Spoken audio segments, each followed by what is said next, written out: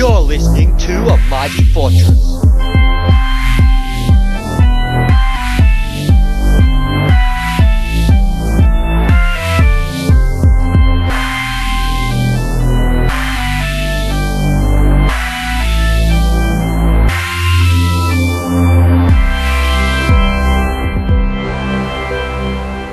I served the Roman Empire. I fought wars against those who did not believe in our gods. But nothing could prepare me for the truth that is now risen. He was very special. They're fanatics. What was his name? He was called Yeshua. The man's dead. His followers are in hiding. He's been a threat. Take control out there and finish things. The tomb is sealed. Guard it with your life. If this body vanishes, We have a potential messiah. Where has he gone? You tell me. You will track down the corpse of Yeshua.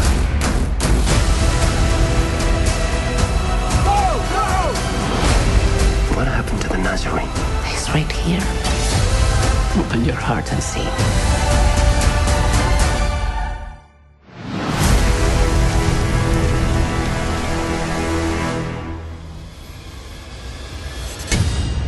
I don't know what to believe anymore.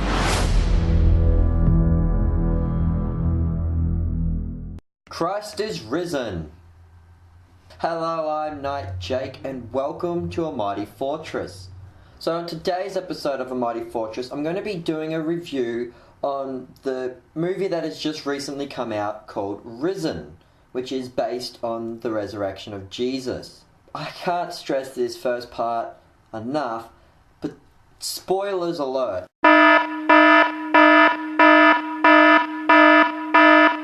I'm actually going to be going through and talking about things I liked in the movie and things I didn't like in the movie, and in doing that I'm going to be describing certain scenes and parts of the movie in detail.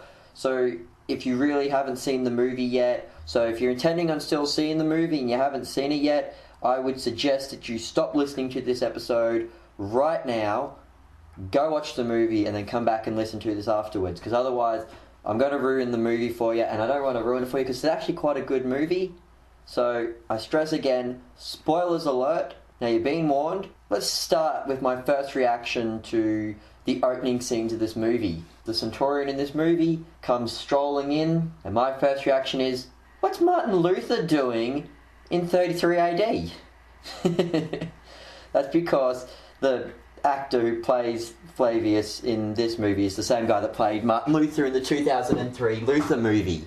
But I mentioned that because A, that was my first reaction, and B, I'm actually quite impressed that they went with 33 AD. See, a lot of people these days don't date the death of Jesus in 33 AD anymore.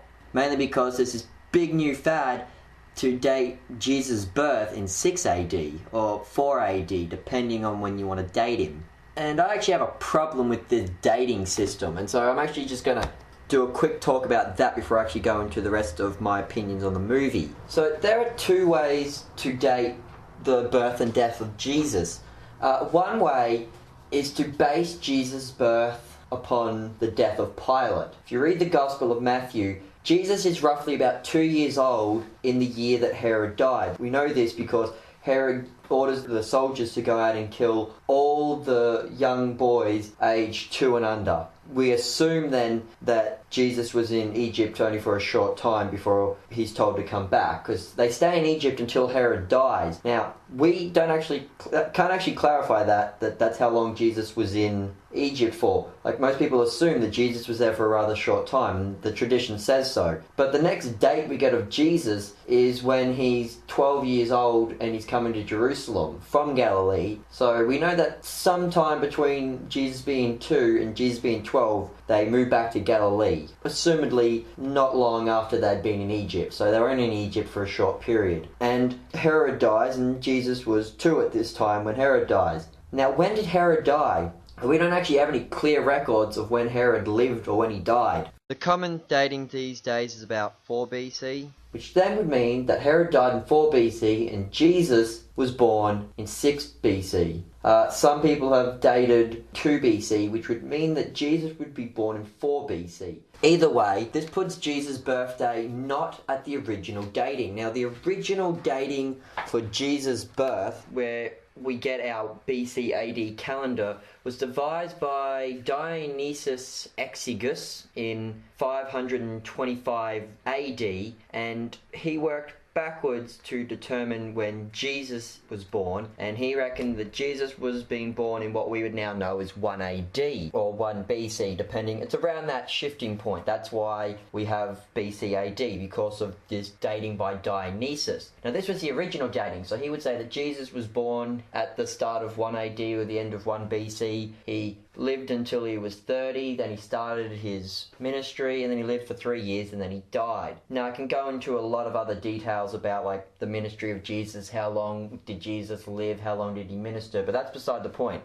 And so we know from Luke's Gospel that Jesus was 30 years old when he started his ministry. But we also know from Luke's Gospel that the year that Jesus started his ministry was the 15th year of the reign of Emperor Tiberius. Now, according to the best dating we have of Roman emperors, Emperor Tiberius started his reign in about 1415 AD. You plus 15 years to 15, you get 30, which means, surprise, surprise, Jesus started his ministry in 30 AD. The original dating that Dionysius had said, which means that he died in 33 AD. Now, again, this now creates a lot of confusion between, well, who do you take? The dating of Tiberius or the dating of Pilate? Well, you're either going to get one contradicting the other. So either Pilate didn't die in 4 BC or Tiberius didn't start his reign in 14 AD.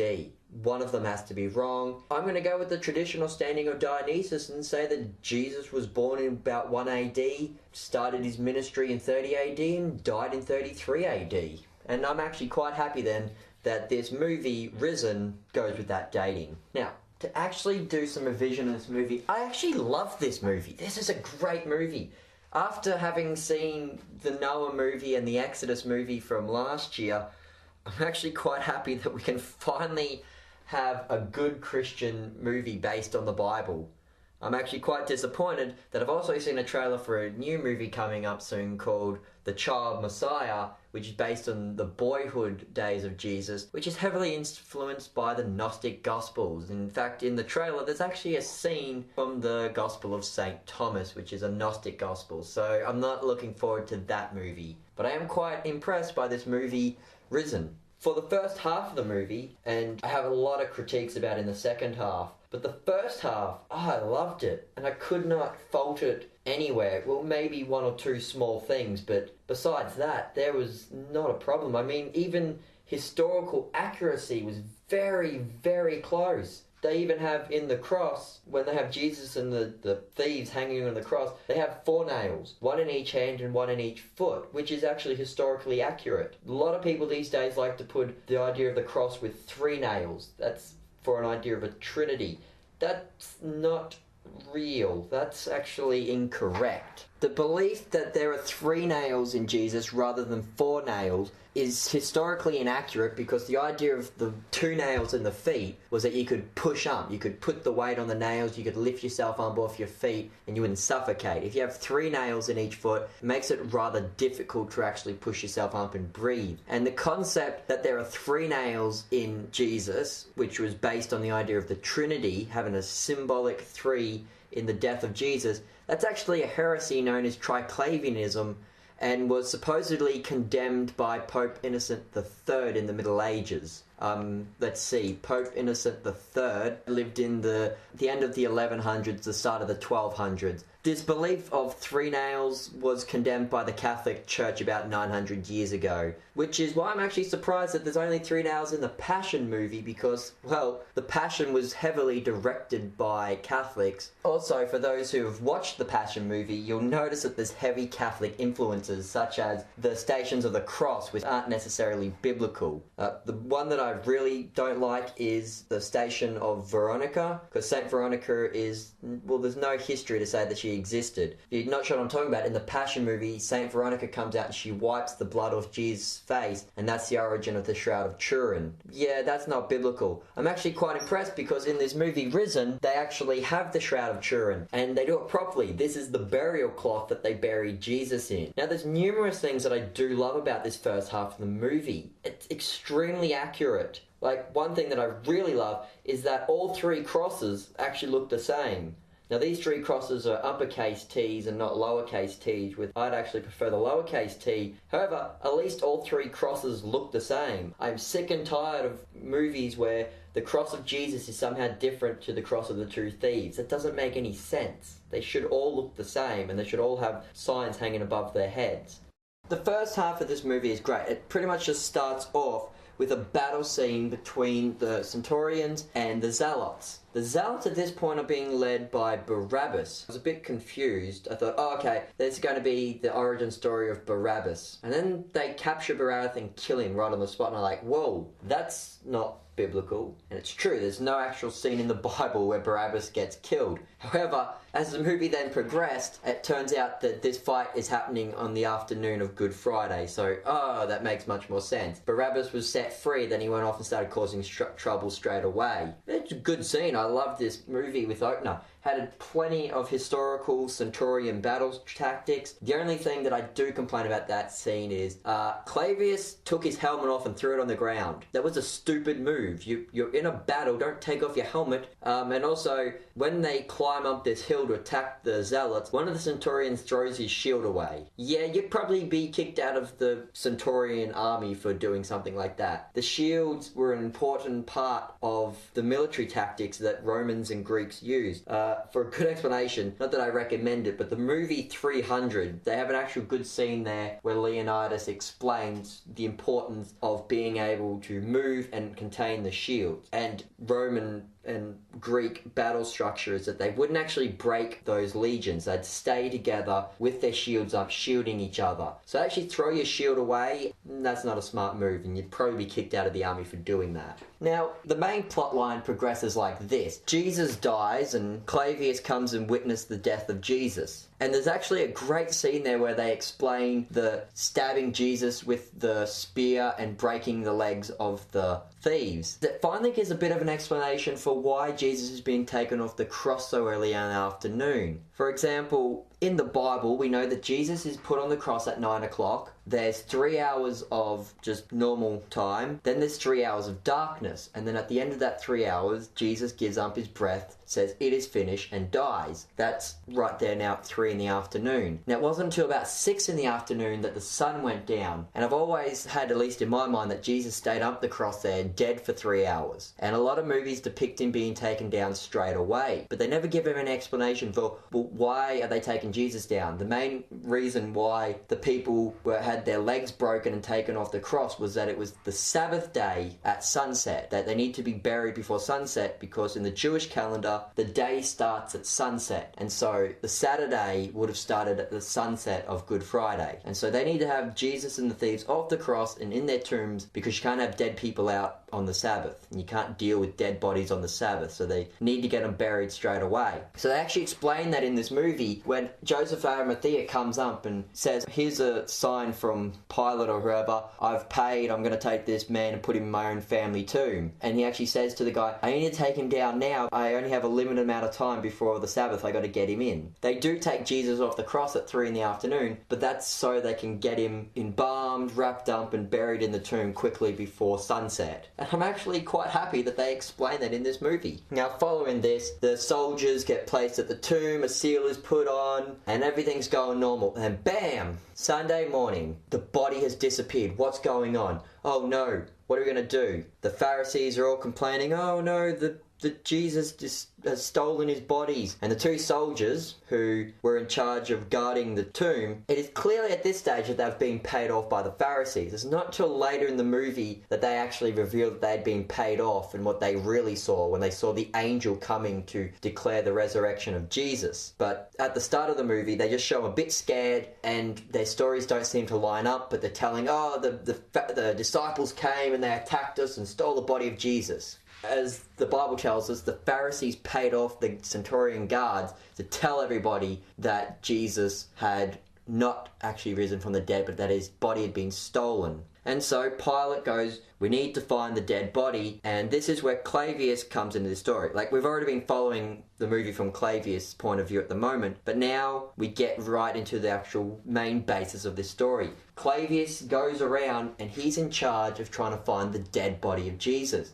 Because as like Paul said, if the resurrection didn't happen, we are for the foremost to be pitied. The easiest way to prove the resurrection didn't happen would be to find the body. This is why numerous theologians have brought up that Christianity is one of those religions that can be proven wrong. All you have to do is find the dead body. If you can't find the body, well then you might as well just assume the resurrection happened. If you can find the body, then it didn't happen. If we actually found the body of Jesus, and I'm meaning undisputable truth fact, if you could find the body of Jesus and prove to me that that's Jesus' body, well then we'd all have to deny the Christian faith, because Paul says that. If the resurrection didn't happen, then there is no Christianity. Because if the resurrection didn't happen, then Jesus wasn't God, and there is no Christianity. That's why when I hear about theologians who claim to be Christian going around claiming the resurrection never happened, you go, you guys aren't Christians. You can't be a Christian if there is no resurrected Jesus. Because without the resurrection of Jesus, then guess what? Our sins don't get forgiven. What? Jesus died on the cross? Yeah, so what? Anybody can die on a cross. It's the fact that he rose again. Because if we die with Christ, we then rise again with Christ. If Christ did not rise again, then we do not rise again. If there is no resurrection for Jesus, then there is no resurrection for us. There is no afterlife. That's how important the resurrection is. And I love that this part of the movie has this guy going around searching frantically for the body of Jesus and he can't find it. Instead, all he gets is truth and facts that Jesus Christ is risen. And you watch this first half of the movie, the soldier is just, I don't know what to believe anymore. At one point, because he had pledged himself to Mars, because as Romans, there are multiple gods. And Romans actually don't deny that Yahweh existed. They just assume that our God is one of the many other gods. And there's a whole big scene where Pilate and Flavius are talking about their gods, and Flavius admits that he's pledged himself to Mars because Mars is the god of war, and Flavius, being a general in the army, needs to pray to Mars. And there's an excellent scene where he covers up Mars with like a cloth and he says, I'm not going to pray to Mars, instead I'm going to pray to Yahweh. Now at this point in time it's still a bit polytheism because he's just treating Yahweh as another god. But as the movie goes along, you see him getting more and more Christian. He's starting to doubt his Roman beliefs more and more and become more and more like the rest of the Christians. And there's just so many great things in this first half of the movie. One part that I love is that they get Nathaniel to come and be interrogated. Now I'm assuming they're going with Nathaniel just because there's not a lot about Nathaniel or Bartholomew, depending on which gospel you use. He has two names pretty much, just like Levi Matthew and Simon Peter, although Simon Peter got his name given to him. Levi Matthew and Nathaniel Bartholomew, it's just they share different names depending on the Gospels. They possibly had multiple names. And so there's a scene where while Flavius is interrogating people, he brings Nathaniel in to interrogate him. And as I said, I think they picked Nathaniel because there's not a lot written about him, so he's someone that you can have a lot of free range with. And they bring him in, they start interrogating him, and he's so happy and cheerful. He's actually, I feel they put him in for a bit of comedic relief because he's got this massive big grin on his face and he's so happy. He's like, whoa, Jesus is risen, yeah! And then while he's talking, Flavius threatens him with crucifixion. And you see Nathaniel, he gets down on his knees and says, come on, bring it on. I'll die for Jesus, I'm not scared. And then Flavius starts to go through the actual gruesome details of a crucifixion. And you see Nathaniel, he loses that smile. He's got this big stupid grin on his face, and then he just gets really serious and scared. At least that's what you think he is. And this is a great scene. As I said, spoiler alert, if you haven't seen the movie, stop listening and go watch it. Excuse me, spoiler alert! I'm not going to hold back. This is a great scene and I love it. He gets up and he says, okay, just stop talking, Flavius. If you want to know where the disciples are, I'll tell you where his disciples are. And he gets up and he looks really serious and scared, and you think, oh no, he's gonna blab, he's gonna tell him where the other 10 disciples are hiding out. But he walks up and he leans over and he gets this really big massive grin on his face, and he just whispers in Flavius' ears, they're everywhere. You go, yes, excellent. Oh, it's hilarious. Oh, I love Nathaniel in this movie. He's a great character. So we're just going to take a quick break for a moment, and then we'll get back and I'm going to give you my more hard critique of the second half of Risen. When the Messiah comes, Rome will be nothing! Until then. The Nazarene city'd rise again after 3 days. You will lose peace and order if it's true. Will the people believe it? The weak will. There will be no other gods. Kill him.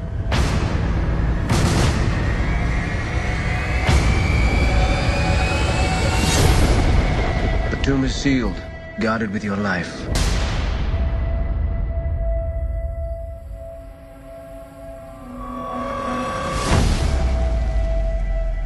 Tribune, Pilate summons you. The body has vanished. His tomb is empty. Where has he gone? You tell me. Already they're proclaiming him risen from death. The Emperor cannot arrive to unrest. We must find a body. Combed the city for bodies dead in the last week. Take them up. Everyone. His disciples. Where are they hiding his corpse? It was not his followers. Another body, sir, just revealed. No. Who told you the Nazarene was alive? Mary Magdalene. You're looking for something you'll never find. Open your heart and see. No more lies. What happened to the body? The ropes, they just exploded. You should have returned by now. I have seen two things which cannot reconcile. A man dead without question, and that same man alive again.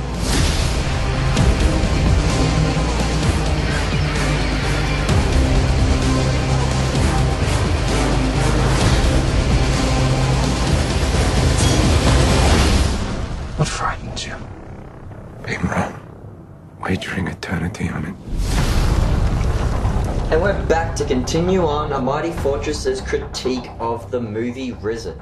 I want to preface this second half of the episode with the idea that I'm giving them the benefit of the doubt. Like, firstly, if I wrote the movie, I wouldn't do it this way, and I'm not 100% happy with it, but I'll give them the benefit of the doubt and let them go with poetic license for the sake of this. But so the second half of the movie actually has Clavius as a major character in the following days leading up to the Ascension. So what happens is, it's 1 week since the resurrection. Now this already creates a chronological issue when we get to Thomas, but it's 1 week since the resurrection and they finally find the 12 disciples, well, the 11 disciples, and Flavius shows up, kicks in the door, and he sees 10 disciples and Jesus. Also Mary Magdalene. There's also some weird guy in the background who, he looks a bit high, he's just rocking back and forth. I have no idea what's going on with him. They never explained him at all. There's just this old man sitting in the corner rocking back and forth like he looks like he's high. Yeah, definitely wasn't explained at all in the movie. So there's a problem with that. I kind of have a problem with Mary Magdalene being there just because she's always kind of picked up as this important 13th disciple. Can I please ask movies to stop making her seem like she's an apostle? Flavius kicks in the door and he sees Jesus and 10 disciples and he's like, oh, Jesus is alive. Oh my Zeus, what's going on? And there's this whole big scene where Flavius is just dumbfounded. He's finally seen Jesus and he just doesn't know what to believe. And then Thomas runs in, he's like, Jesus, you're alive! And there's this whole thing where Thomas is all like, I'm sorry. And Jesus says, I forgive you. Now, I'm not complaining about that. The two complaints with this scene is A, the chronology there is slightly incorrect because Jesus first appeared to the 10 disciples 1 week after the resurrection. Thomas didn't meet him until a fortnight after resurrection because Jesus appeared to him again a week later. So chronology is a little whacked here, but poetic license, I mean, for the sake of 2 hours, you can't really have all these extra scenes and have them waiting around for another week for Thomas to show up. So I'll give him that. One thing I was very disappointed about is when Thomas runs in, he's like, I'm sorry, Jesus, I'm sorry I doubted. And Jesus is like, it's okay, Thomas, I forgive you, I understand. See, I'm fine if you want to throw that in there. That's not actually said in the biblical account there, but I'll give you that. Thomas could have easily have said, I'm sorry, Jesus says, I forgive you. However, I am disappointed that they didn't actually have the my Lord, my God part where Thomas actually says that to Jesus. When he sees Jesus, he goes, my Lord, my God, and he believes. And Jesus says, blessed are you, but blessed are those who believe and haven't seen. They missed that whole scene out, and I'm very disappointed. There's a lot of times in this second half of the movie where I'm going, you missed out a great line. Or sometimes you miss out a good opportunity for a line. And I'll explain that now in the next part, my next critique. Jesus leaves and the 11 are told by Mary to go to Galilee and wait for Jesus there. And so they're going to go to Galilee for the Ascension. Now, they head off, but Clavius follows them. He follows them behind, he's following them the whole time. He's just watching them from a distance, and then he gets welcomed into the group, and he travels with the group, and he saves the group. There's a lot of this going on. I'm going, that's clearly not biblical. But I will give you the benefit in the doubt because the point of this movie is that you're showing the whole movie from Clavius' point of view. And you can't really have the ascension of Jesus without Clavius being there then if you're showing it. What? You're going to have Clavius go, I couldn't find the body, Pilate. Okay, well that's my job done. Now let's, the rest of the movie, follow Clavius as he walks around and just goes on his average life and we just ignore the rest of the Bible story. Yeah, that wouldn't be a very good Christian movie, so we kind of actually have to have Clavius following the disciples in order for the story to progress. However, I don't really like it, and if I wrote the movie I wouldn't have done that.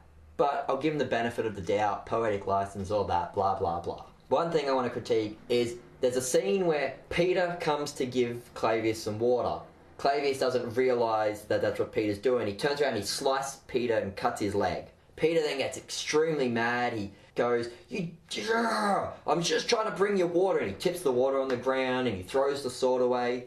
First of all, I don't think Peter would have that much of a big fit. Although, based on Peter, he was a bit rash, so maybe Peter would have had a big fit like that. But Peter throws away the sword, and I go, here's an awesome opportunity. You could have had Peter saying to Clavius, he who lives by the sword dies by the sword, which would have been an excellent go of going, Peter learnt from Jesus. But they didn't have that, and I'm really disappointed. I think they should have had that scene in there. My next big critique would come from the fact that when later that night they're sitting around, and to say grace, Peter starts saying the Lord's Prayer. Now, I'm actually extremely chuffed by the way he does it, because he uses the words from Matthew. He says, forgive us our debts as we forgive our debtors.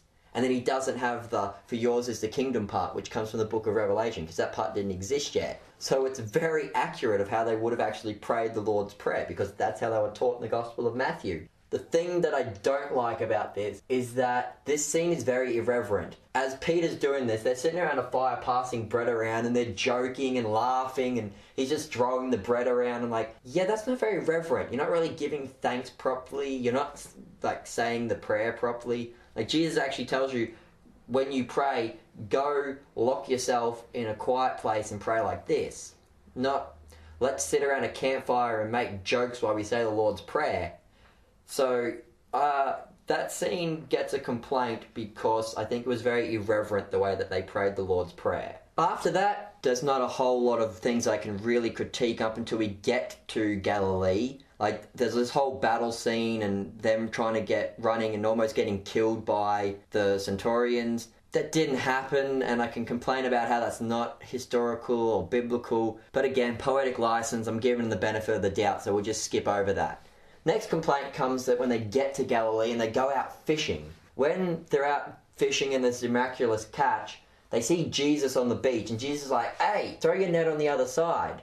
And then when they do catch the fish, in the Bible, it's only St. Peter who jumps off the boat and runs to meet Jesus on the beach. And the others are stuck on the boat and they have to carrying all the fish. Now, first of all, Clavius shouldn't have been on this boat, but again, benefit of the doubt. The thing I don't like is that when they catch the miraculous catch, they all just abandon the boat and jump in the water and run to see Jesus. Which means Clavius is still on the boat trying to drag it in. My next critique comes then when they're having breakfast on the beach. My problem is that in this scene, Clavius says to Flavius... Clavius? I'm forgetting his name now. Clavius? Hold on. Clavius, yeah. So my next complaint then comes when they're sitting on the beach and Clavius is talking to Nathaniel. Nathaniel's got his massive big grin on his face again and he's like, so you believe now? And he's like, I don't know, I still doubt a bit. And Nathaniel's like, yeah, we doubted too. And then Clavius is like, well then why did you believe in him? And then there's this big scene where Jesus gets up and he goes over and he heals a leper. And then Nathaniel's like, that's why. We believe in Jesus purely because he performed miracles. I mean, that's not right. The disciples actually believed in Jesus because they thought he was the Messiah, not just because he performed miracles. Nobody followed Jesus because he was some magic man. They actually followed Jesus because they believed he was God. They believed he was the Messiah. I mean, Thomas says, my Lord, my God. They believed Jesus was God. Peter's great confession, where he says, you are the Messiah, the Son of the living God. Also, Jesus didn't perform miracles after he died. With the exception of the miraculous catch, Jesus didn't actually do any healing miracles. Once Jesus rose from the dead, he stopped performing miracles. And I'm not just saying that because there's no recorded miracles of Jesus after the resurrection, but also due to the fact that John says the reason Jesus did these were signs to show that he was the Messiah. Why did Jesus heal the blind? Why did he heal the sick? Cast out demons, all this stuff. These were signs that Jesus was the Messiah.